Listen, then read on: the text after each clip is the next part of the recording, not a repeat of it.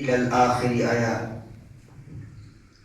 وقال النبي صلى الله عليه وسلم: أول ما يحاسب العبد يوم القيامة الصلاة، أو كما قال عليه الصلاة والسلام. যাবতীয় উপাসনা আরাধনা সমুদয় প্রশংসা সেই বিশ্ব নিয়ন্ত্রণের প্রতি নিবেদিত হোক যে রব্বুল আলামিন আল্লাহ পাক আমাকে আপনাকে দুনিয়ার সমস্ত খারাপ কাজ থেকে বিরত রেখে পবিত্র জুমার দিন সমাপিত হয়ে জুমার নামাজকে আদায় করার তৌফিক এনায়েত দান করে সকলে বলি আলহামদুলিল্লাহ। তারপরে বই জানাই প্রিয় নবী মুহাম্মদুর রাসূলুল্লাহ সাল্লাল্লাহু আলাইহি ওয়াসাল্লামের প্রতি লাখো কোটি শুকরিয়া জ্ঞাপন করি, সকলে বলি সাল্লাল্লাহু আলাইহি ওয়াসাল্লাম। গত 1-2 সপ্তাহ ধরেই নামাজের কিছু বর্ণনা চলছিল।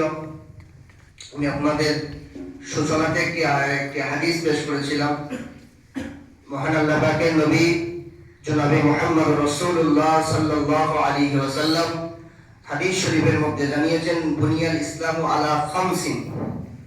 খামসিন শব্দের অর্থ বলেছিলাম 5, মানে ইসলামের বুনিয়াদ, ইসলামের স্তম্ভ, ইসলামের পিলার যদি বলা যায়, 5টি জিনিসের উপরে মহান আল্লাহ পাক জানিয়েছেন। 5টির মধ্যে প্রথম নম্বর হয়েছিল কি?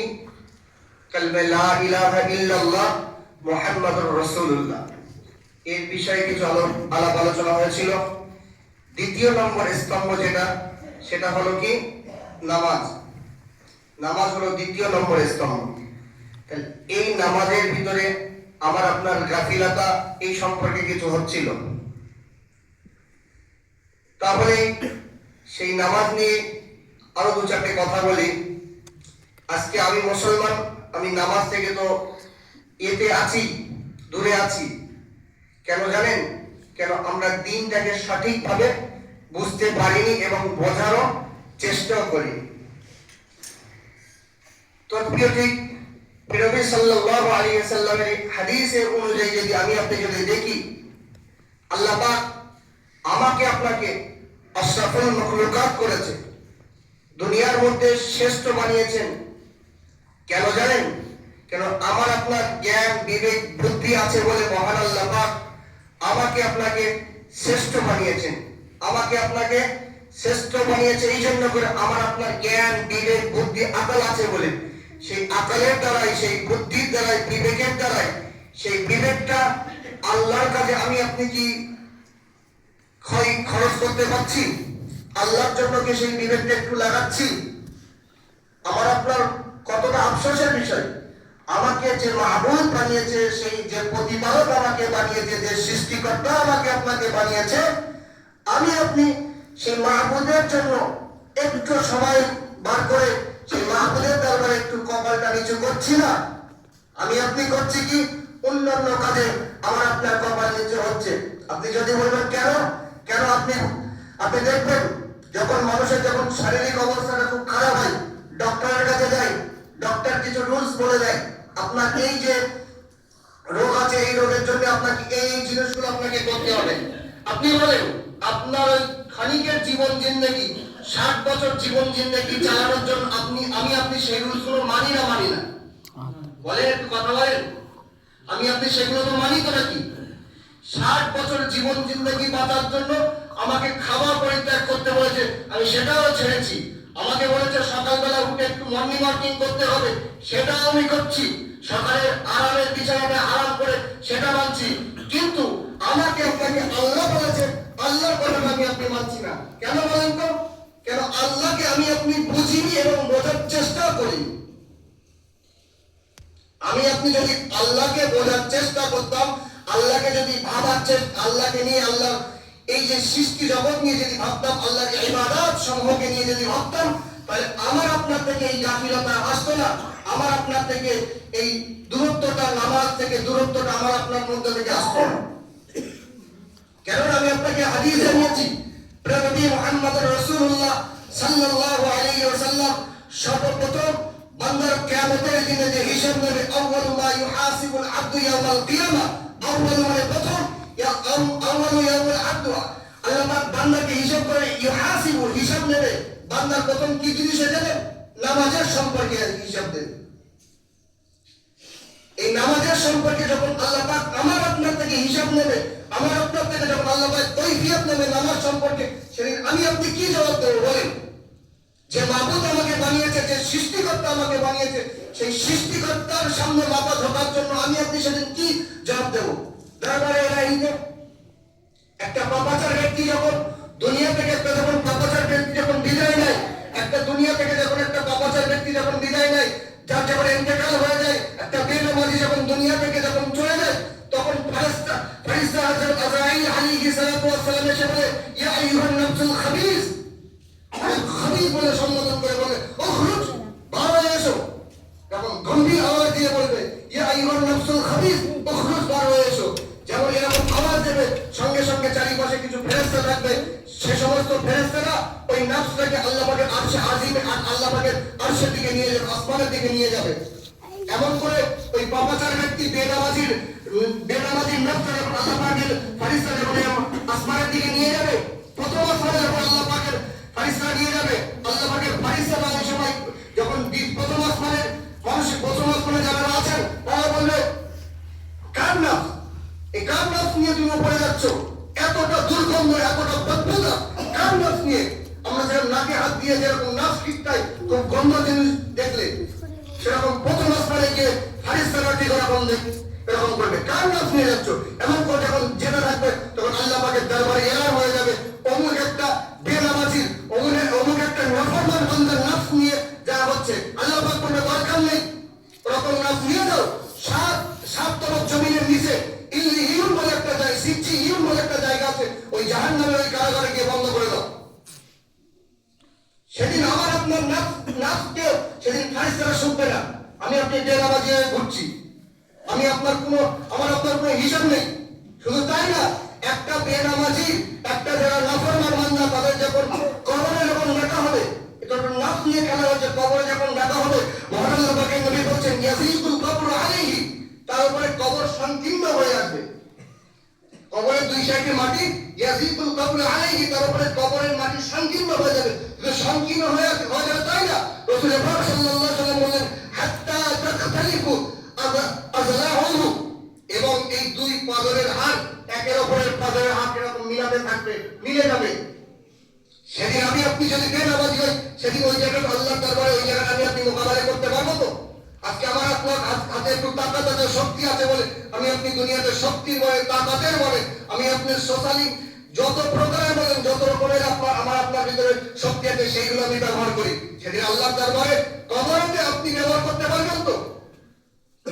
আপনি হন না কেন যুবক, আপনি হন না কেন বৃদ্ধা, আপনি হন না কেন আপনার প্রাপ্ত বয়স্ক, সেদিন দরবারে আমি আপনি বলেন কে দিতে পারবো? সেদিন আমি আজকে নামাজ থেকে দূরে রয়েছি, আমার আপনার কাজের জন্য আমি আজকে নামাজ থেকে দূরে রয়েছি, আমার আপনার সাংসারিক কাজের থেকে আমি নামাজে, শুধু তাই নয়, ওই যখন ওই বেনামাজিকে যখন জাহান্নামের ভিতরে যখন ডাকা, কবরের ভিতরে যখন ডাকা হবে, শুধু তাই না, মহান আল্লাহ পাকের নবী বললেন, ওই ইকরাবু আলাইহিম নার, কবর দ্বিতীয় আযাব তার জন্য কবরে আগুন মুসাল্লাত করা হবে, আগুন দিয়ে দেওয়া হবে, আগুনের বিছানা দেওয়া হবে, আগুনের ছাদ দেওয়ার চারি সাইড আগুন থাকবে।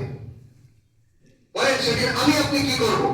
আজকে দুনিয়ার 60 বছর জীবন জিন্দাগির জন্য আমি আপনি মনে করে আজকে আমি আপনি সাংসারিক জীবনে সবকিছু করছি, সেদিন আমি আপনি কি করবো বলেন? শুধু তাই না, আমাকে আপনাকে শুধু আগুনের বিছানা দিয়ে ছেড়ে দেওয়া তা না, আল্লাহ পাকের নবী বলছেন, ইউফাররিশু আলাইহি মিনান নার, তার আগুনের বিছানা তার জন্য বিছিয়ে দেবে। আগুনের বিছানা শুধু বিছিয়ে দেবে তাই নয়, নবী পাক সাল্লাল্লাহু আলাইহি ওয়াসাল্লাম বললেন, ইউলবিসু আলাইহি মিনান নার, সেই ব্যক্তিকে জাহান্নামের আগুনের পোশাক পরানো হবে। এই জাহান্নামের আগুনের পোশাক পরানো হবে। এই জাহান্নামের আগুন সম্পর্কে আমার আপনার ধারণা আছে? আমি আজকে দুনিয়ার মহায় করে আজকে নামাজ ছেড়ে আমি আজকে ঘুরে বেড়াচ্ছি। জাহান্নামের আগুন সম্পর্কে আমার আপনার ধারণা আছে যে জাহান্নামের আগুনটা কিরকম হবে? যদি আমার আপনার যদি ন্যূনতম যদি ধারণা থাকতো জাহান্নামের আগুনটা কিরকম হবে, যে আগুনে আল্লাহ পাক আমাকে আপনাকে জ্বালাবে, পাপাচার বান্দিকে জ্বালাবে, পাপাচার বান্দিকে জ্বালাবে, বেনামাজি বেনামাজিকে জ্বালাবে, বেনামাজি বান্দা বান্দিকে জ্বালাবে, সেই জাহান্নামের আগুনের ক্ষমতাটা কেমন হয় জানেন? নবী মুহাম্মদ রাসূলুল্লাহ সাল্লাল্লাহু সেটাও হাদিসে বলে দিচ্ছেন। নবী বলেন ইউকিদু নার আলফা সানাতিন হাত্তা ইহমাদ, বললেন জাহান্নামের আগুনকে আল্লাহ পাক রব্বুল আলামিন ফেরেশতাদের হুকুম দিয়ে 1000 বছর জ্বালিয়েছে, 1000 বছর জ্বালিয়েছে। জ্বালিয়ে জাহান্নামের আগুন হয়েছে কি জানেন? ইহমাদ শব্দ হচ্ছে লাল হয়েছে। জাহান্নামের আগুনের রং লাল হয়ে গেছে। আল্লাহ পাকের ফেরেশতারা বলে ইয়া রাব্বাল আলামিন, এখন জাহান্নামের হালাত, এখন আগুন যে আগুনে আপনি জ্বালানোর হুকুম দিয়েছেন তার এই এখন তার ফুটেজ এই। রব্বুল আলামিন আবার বলবেন না কি হয়নি, আবার রব্বুল আলামিন বললেন সুম্মা ইয়াবাদু আলফা সানাতিন হাত্তা ইয়াবাদু, আল্লাহ আবার তাদের জ্বালানোর হুকুম দেন। আবার 1000 বছর ধরে জাহান্নামের আগুনকে জ্বালানো হয়েছে। আবার এরকম 1000 বছর জ্বালানো, তারপরে হাত্তা ইয়াবাদু, রাসূল পাক সাল্লাল্লাহু বলছেন জাহান্নামের আগুন লাল বর্ণ থেকে ছেড়ে দিয়ে তার রং হয়ে যাবে সাদা।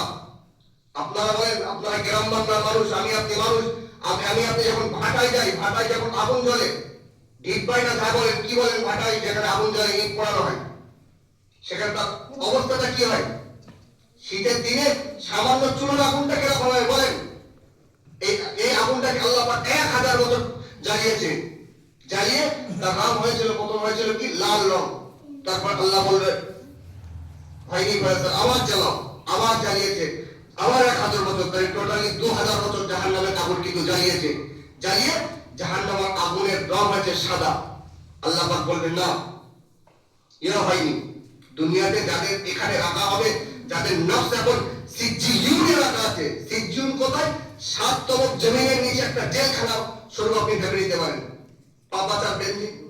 পাপাচার ব্যক্তি নফসকে ওখানে আল্লাহ পাক রাখবে, বেনামাজি নফসকে আল্লাহ পাক ওখানে রাখবে। সেই নফসকে পোড়ানোর জন্য আল্লাহ পাক আবার বললেন সুম্মা ইউকাদু আলফা সানাতিন, আবার একে জ্বালাও 1000 বছর। 2000 বছর জ্বালানো হয়ে গেছে, আবার আল্লাহ পাক হুকুম দিয়ে বললেন জ্বালাও আবার 1000 বছর। জ্বালানো হবে আবার 1000 বছর জ্বালানোর পরে হাত্তা আসওয়াদা, তার রং নেবে কি জানেন? কালো রং বর্ণ নেবে, কালো। জাহান্নামের আগুন পুরো কালো হয়ে যাবে সেদিকে, এমন কালো। হাদিসে যারা ব্যাখ্যা করেছেন, মুহাদ্দিস কেরাম রিদওয়ানুল্লাহ আলাইহিম আজমাইন, এরা যারা ব্যাখ্যা করেছে, বলছে জাহান্নামের আগুন এমন কালো হয়ে যাবে, এক পাশ থেকে অপর পাশে, এরকম আপনি পাশে আছেন, আপনার পাশে আরেকজনকে পোড়ানো হচ্ছে, আরেকটা লোককে পোড়ানো হচ্ছে, তার খবর আপনার থাকবে না। আপনি জানতেই পারবেন একদম আপনার এই যে আপনি এই করছেন, পাশে আরেকজনকে পোড়ানো, এতটা কালো হবে। আপনারা সচরাচর হয়তো এটা আপনারা হয়তো ভাবতে পারবেন না যে আমরা গিয়ে অমাবস্যা রাতে রাত্রেবেলা বাড়লে কিরকম হয়, কিরকম দ্বিগুণ অন্ধকার। দুনিয়ার অন্ধকার, তো সেটা দুনিয়ার অন্ধকার না, সেটা আল্লাহর আযাবের অন্ধকার। সেদিন আমি আপনি বেনামাজি, আমি আপনি নামাজ ছেড়ে, আমি আপনি দুনিয়ার মহিমা করে সমস্ত কাজ চলছে, কিন্তু আমি আপনি নামাজ ছেড়ে, আমি আপনি ইসলামের বিধান শরিয়ত নিয়ম নীতি ছেড়ে আমি আপনি আজকে তাতেই ব্যস্ততা দেখাচ্ছি।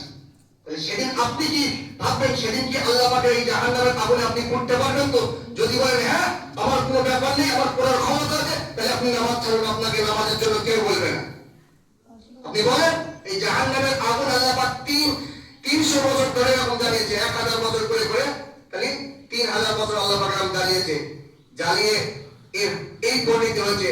আপনি যদি বলেন আমি হ্যাঁ ওই আগুনে আমি জ্বলতে রাজি আছি, আমার আগুনে জ্বলে আমার এই শরীর, আমার আজকে দুনিয়ায় বাহাদুরি আছে, আমার আজকে দুনিয়ায় রাজত্ব আছে, আমার আজকে দুনিয়ায় সবকিছু আছে, আমার কোনো প্রয়োজন ডোন্ট কেয়ার, আমি কোনো কেয়ারই করি না। আমি আপনি একটু ভাবার চেষ্টা করি, ইমাজিন করি না, আমি আপনার নিজের ব্রেনটাকে ভাবাই না। আল্লাহ পাক কাদেরকে ভালোবাসেন জানি? ইয়াতাফাক্কারুন বলেছে, যারা ভাবনা চিন্তা করে।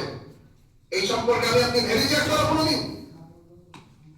যদি আমি আপনি এই জাহান্নামের এই প্রচলিত আগুনে যদি আমি আপনি যদি জ্বালানো যদি হয় যে হ্যাঁ আমার জ্বালানোর কোনো অসুবিধা হবে না, তাহলে নামাজ ছাড়েন, তাহলে আপনাকে কেউ নামাজের জন্য বলবে না। শুধু এখানেই শুধু এরকম আগুনে আল্লাহ পাক বলে ইলবিসু আলাইহি, তার উপরে কি করে দাও, তাকে জাহান্নামের ওই পোশাক পরিয়ে দাও, সেই পোশাক পরিধান করে দেওয়া হবে আপনাকে, আপনাকে আমাকে।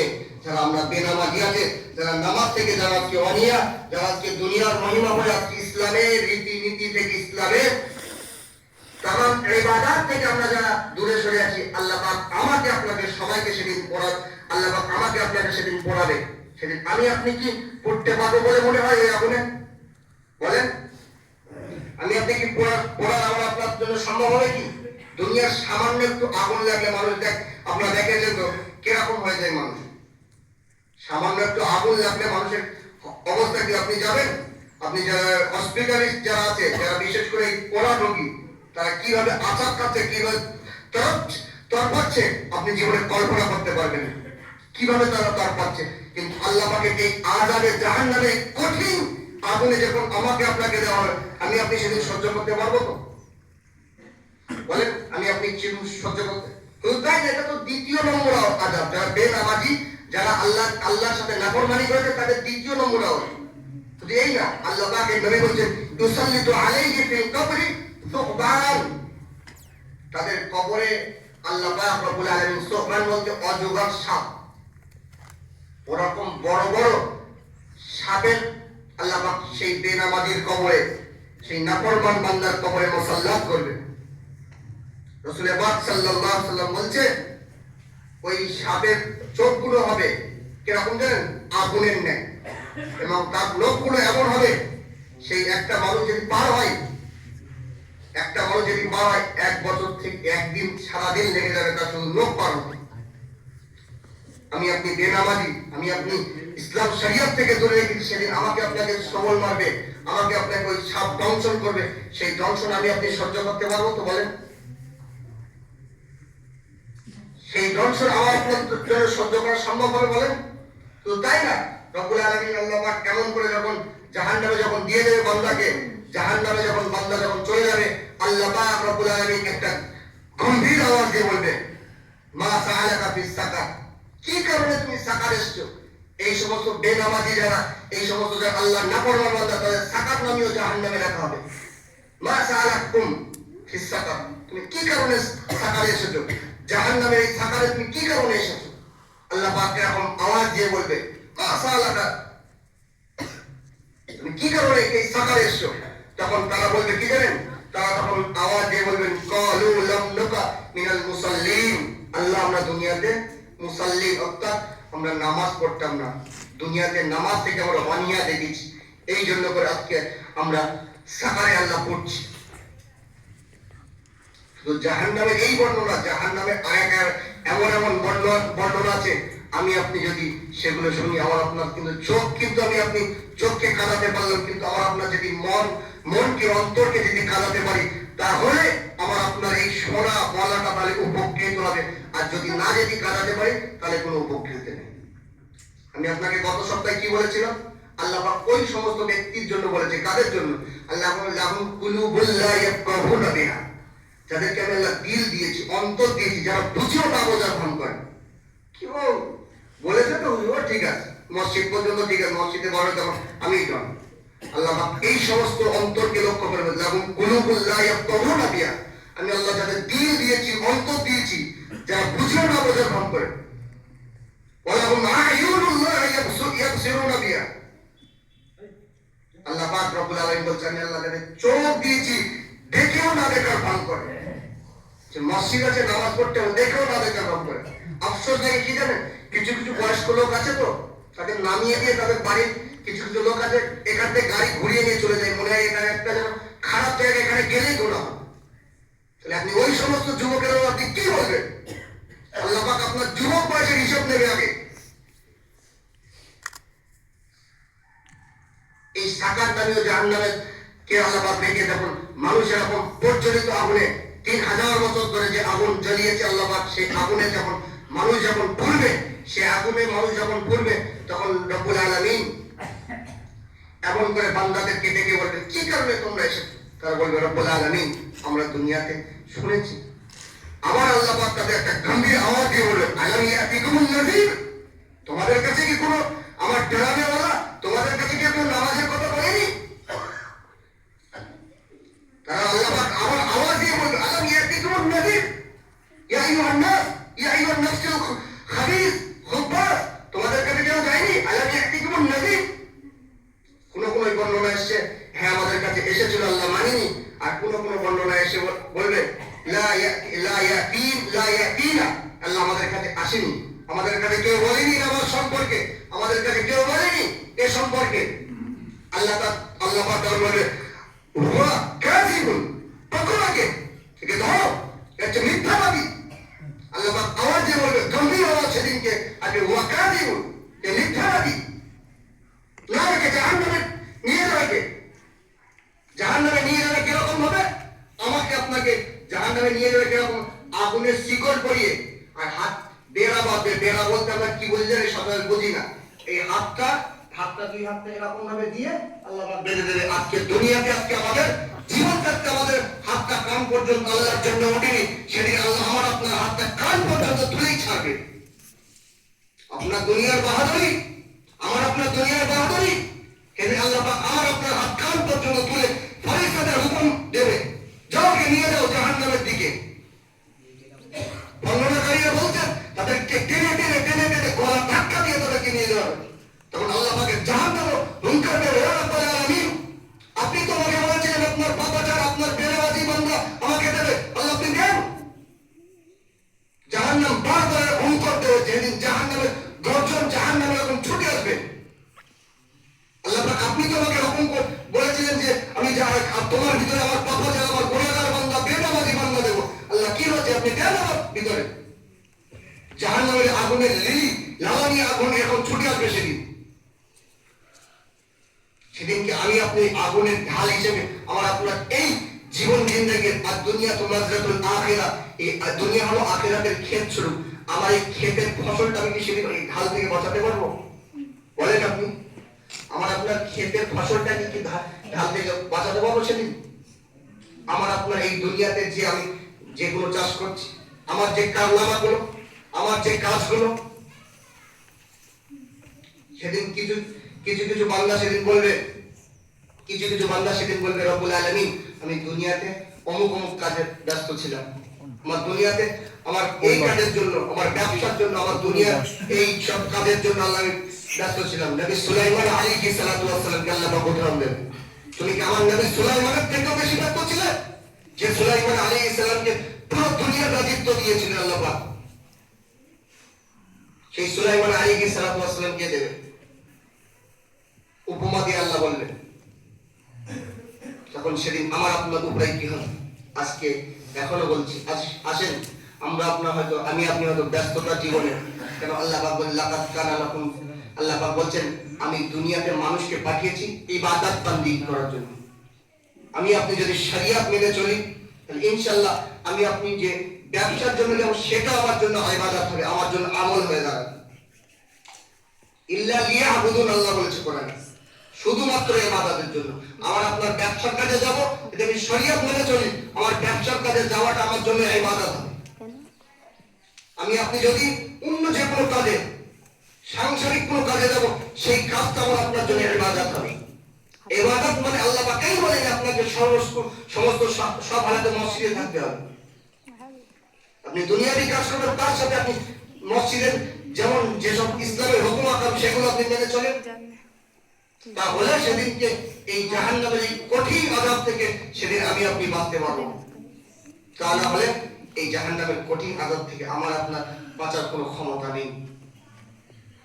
এখনই আমরা আল্লাহর দরবার এই আজ থেকে ইনশাআল্লাহ আমরা এই করি, মনে মনে নিয়ত করি আল্লাহ যেখান থাকি আপনার হুকুম আহকাম ন্যূনতম হলে আল্লাহ আমি মানার চেষ্টা করব।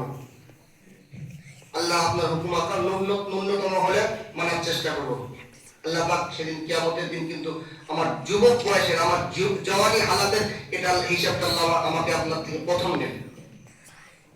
আপনি জানেন না নামাজ সম্পর্কে, আপনার জানতে হবে, আপনি আসেন মসজিদে আসেন।